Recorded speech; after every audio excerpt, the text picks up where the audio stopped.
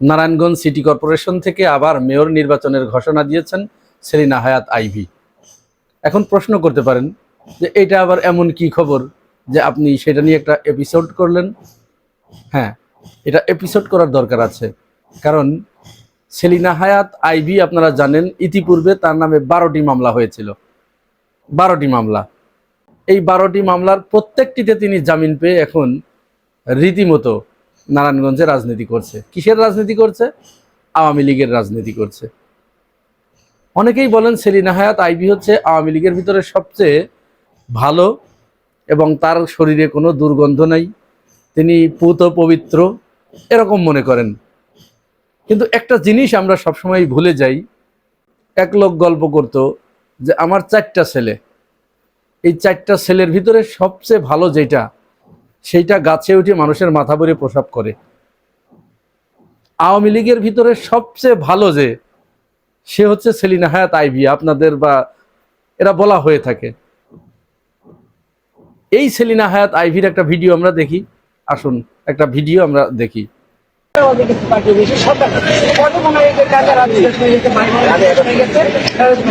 এইভাবে বাঁচতে পার্টি লিস্টটা বাইরে ওটার পাশে আমার একটা ছোট্ট উদ্যান আছে, বড় একটা বোড়াল করছিলাম ওই আপনার ব্যাটাল দিয়ে, সেই ব্যাটাল বোড়ালটাকে একদম আলতি করে দিয়ে নাম্বার গেটাই নামে লাগাচ্ছে। তারপরে এসে পাঠা কাটছে, চুলটা পাঠা কাটছে। তারপর পার্কে ঢোকার চেষ্টা করছিল, এখানে লোক ধরে সাক্ষাৎ পার্ক জেনে গেছিল। তারপরে নগর এই যে ভিডিওটা আপনারা দেখলেন, এখানে তিনি কি বলছেন?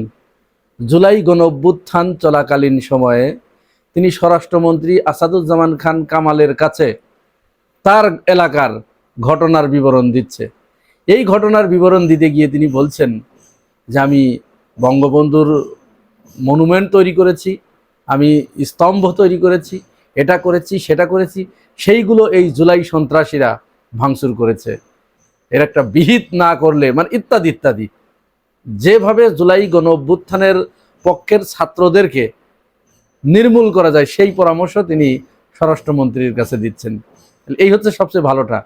আর সবচেয়ে খারাপগুলো হচ্ছে সরাসরি অস্ত্র নিয়ে হত্যা করেছে। আইভী রহমানের মতো মানুষগুলো জুলাই গণ অভ্যুত্থানের পক্ষের ছাত্রগুলোকে বা জুলাই যোদ্ধাদেরকে হত্যাযোগ্য করে তোলার মতো ন্যারেটিভ নির্মাণ করে দিয়েছে। তারা যে মানুষ নয়, তারা যে তেলাপোকা, তারা যে সন্ত্রাসী, তারা যে জঙ্গি, এইটা প্রমাণ করেছে। মিডিয়ার সামনে এই ন্যারেটিভ তৈরি করে দিয়েছে। আর ওই সময়ের কিছু মিডিয়া তারা এটা গোগ্রাসে গিলেছে এবং সেটা প্রচার করেছে।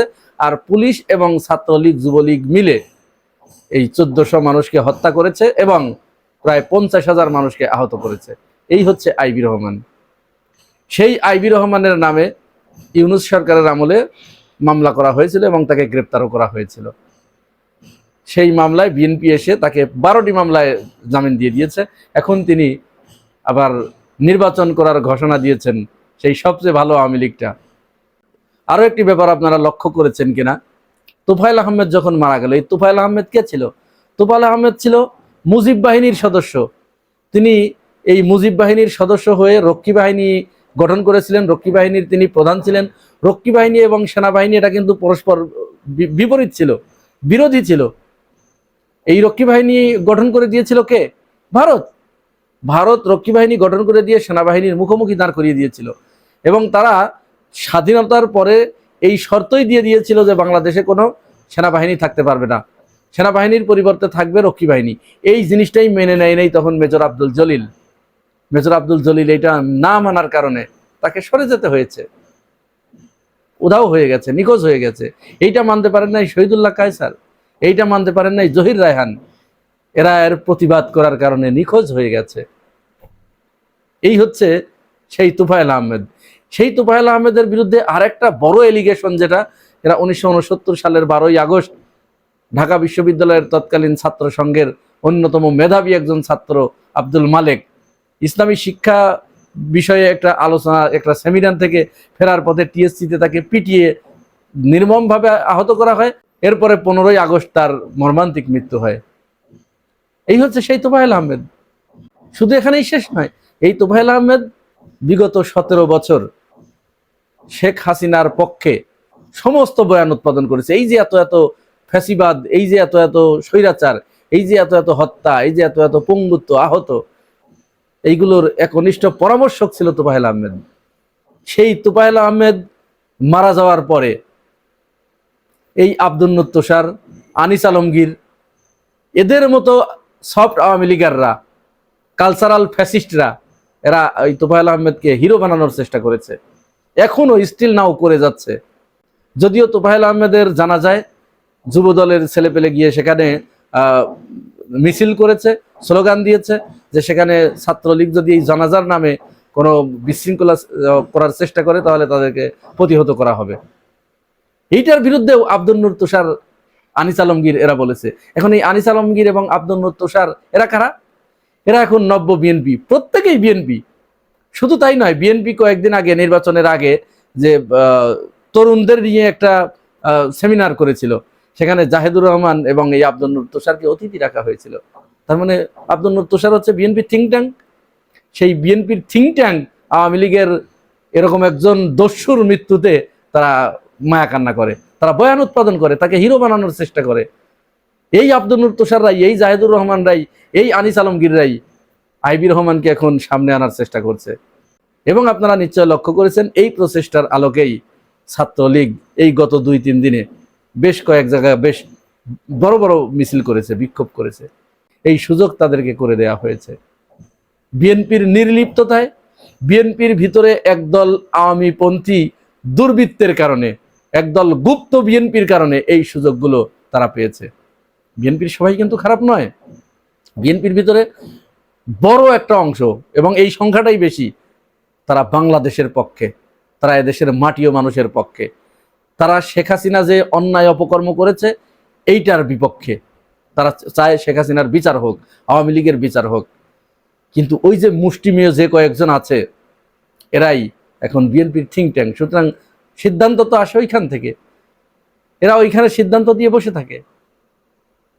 এরা এখন বিএনপিকে পরিচালনা করছে, যার কারণে এই ত্যাগী নেতাকর্মীদের কোনো ভ্যালু নেই। এই যেমন আসাদুজ্জামান রিপন, বিএনপির সিনিয়র একজন নেতা, তিনি বলেছেন যদি বিএনপি এই জুলাই গণভোট বা এই জুলাইকে ধারণ না করে তাহলে আরেকটা বিপ্লব সংগঠিত হবে। ছাত্রদলের সাবেক সভাপতি শাহাবুদ্দিন লালটু, তিনি নিয়মিত বিএনপির বর্তমান এই কার্যক্রমকে ক্রিটিক করে যাচ্ছে। কিন্তু বিএনপি কার কথা শুনে? বিএনপি তো ওই যে পরামর্শক হচ্ছে জাহেদুর রহমান, পরামর্শক হচ্ছে তো জাহেদুর রহমানকে, জাহেদুর রহমান হচ্ছে এই আনিস আলমগীর, তারপরে ওই আব্দুল নূর তুষার, এদের বন্ধু। এখান থেকে যায় আর সেটাই জাহেদুর রহমান প্লেস করে, তারেক রহমান সেটাই গ্রহণ করে। এটাই রিয়েলিটি, এটাই বাস্তবতা। সুতরাং সেলিনা হায়াৎ আইভি যে ঘোষণা দিয়েছেন তিনি মেয়র হিসেবে সিটি কর্পোরেশনের নির্বাচন করবেন, এটা শুধু একটা ঘোষণা নয়, তার এই ঘোষণার ভিতরে বিরাট একটা ইঙ্গিত রয়েছে। এবং তার মাধ্যমেই আওয়ামী লীগ কোনো প্রায়শ্চিত্ত ছাড়াই আবার বাংলাদেশে রাজনীতি করার সুযোগ পাচ্ছে।